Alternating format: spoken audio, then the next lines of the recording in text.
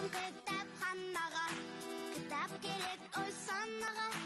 Оқысаң жиі самғайсың бие, кітап оқы жанға дауа. Жел болсын кітапханаға, көп керек ақыл балаға.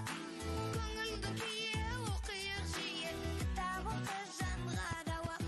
Жүрегімен оқы, көңіліңе дауа. Қытай жұртында ескі заң бар. Біреуді алдағандығы мойнынан түскен кісінің қолын кесетұғын. Bir төре осындай іспен күнәлі болып әлгі айтылған жазаны беруге тұрғанда, күнәлі төренің жас қыз баласы әкем үшін жауап беремін деп мәлім қылады. Қызды патшаға алып келіседі. Тақсыр патша, менің әкем жазаға лайық болғаны рас, соның үшін қолынан айырылуға керек болды. Мінекей тақсыр әкемнің қолы деп өзінің қолын көтереді.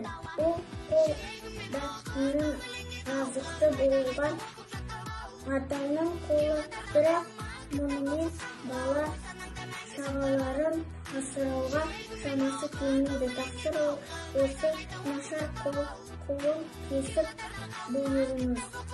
Патша баланы мұнша атасын мейірімділігіне рақымы келіп төренің күнәсін кешті дейді.